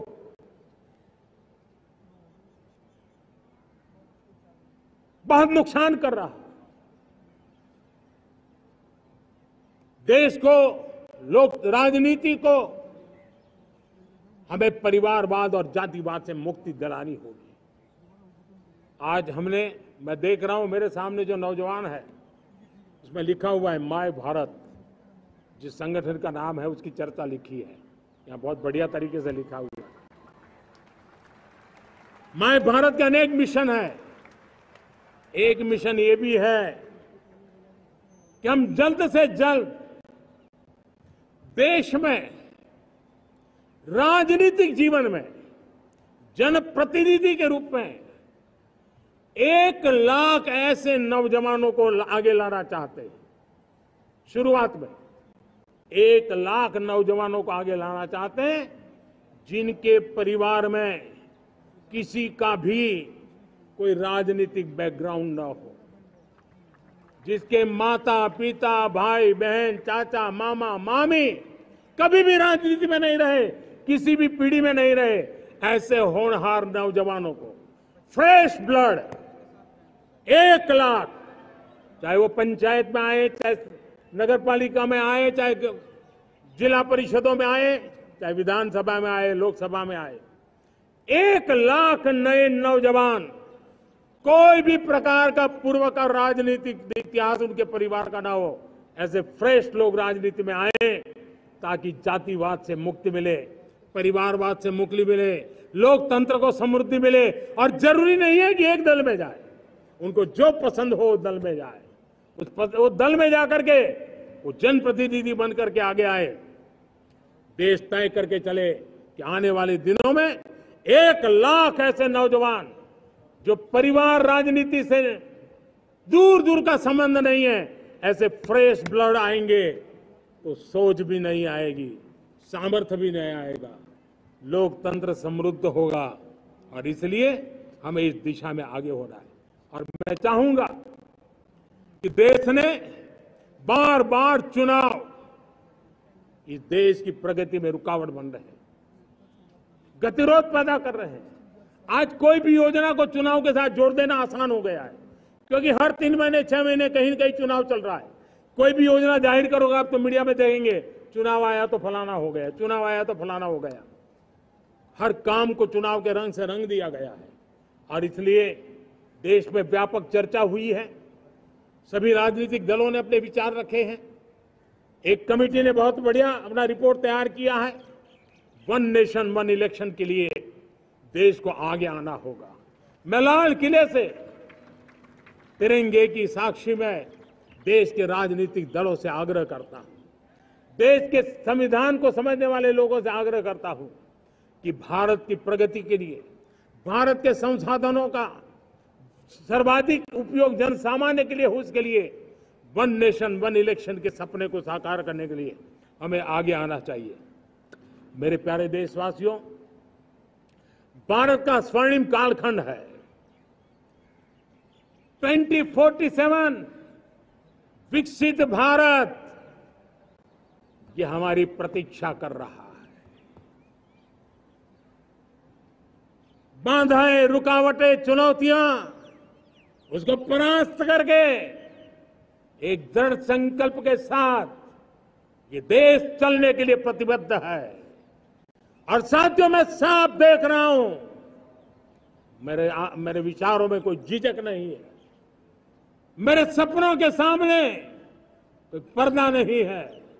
मैं साफ साफ देख सकता हूं कि यह देश 140 करोड़ देशवासियों के परिश्रम से, हमारे पूर्वजों का खून हमारी रगों में है। अगर वो 40 करोड़ लोग आजादी के सपनों को पूर्ण कर सकते हैं तो 140 करोड़ देशवासी समृद्ध भारत के सपने को साकार कर सकते हैं। 140 करोड़ देशवासी विकसित भारत के सपने को साकार कर सकते हैं। और मैंने पहले भी कहा था कि मेरे तीसरे टर्म में देश तीसरी इकोनॉमी तो बनेगा ही, लेकिन मैं 3 गुना काम करूंगा, 3 गुना तेज गति से काम करूंगा, 3 गुना व्यापकता से काम करूंगा, ताकि देश के लिए जो सपने हैं वो बहुत निकट में पूरे हो। मेरा हर पल देश के लिए है, मेरा हर क्षण देश के लिए है, मेरा कण कण सिर्फ और सिर्फ मां भारती के लिए है। और इसलिए 24/7 और 2047 इस प्रतिबद्धता के साथ आइए, मैं देशवासियों का आह्वान करता हूं। हमारे पूर्वजों ने जो सपने देखे थे, उन सपनों को हम संकल्प बनाए, अपने सपनों को जोड़े, अपने पुरुषार्थ को जोड़े, और 21वीं सदी जो भारत की सदी है, उस सदी में स्वर्णिम भारत बना के रहें, उसी सदी में हम विकसित भारत बना के रहें और उन सपनों को पूरा करते हुए आगे बढ़े। और स्वतंत्र भारत 75 साल की यात्रा के बाद एक नए मुकाम पर बढ़ रहा है, तब हम कोई कोर कसर न छोड़े। और मैं आपको विश्वास दिलाता हूं, आपने मुझे जो दायित्व दिया है, मैं कोई कोर कसर नहीं छोड़ूंगा। मैं मेहनत में कभी पीछे नहीं रहूंगा, मैं साहस में कभी कतराता नहीं हूं, मैं चुनौतियों से कभी टकराते से डरता नहीं हूं। क्यों? क्योंकि मैं आपके लिए जीता हूं, मैं आपके भविष्य के लिए जीता हूं, मैं आप भारत माता के उज्जवल भविष्य के लिए जी रहा हूं। और उस सपनों को पूरा करने के लिए आज राष्ट्र ध्वज के छाया में, तिरंगे की छाया में दृढ़ संकल्प के साथ हम आगे बढ़े। इसी के साथ मेरे साथ बोलिए, भारत माता की, भारत माता की, भारत माता की, वंदे वंदे वंदे वंदे। जय हिंद, जय हिंद, जय हिंद।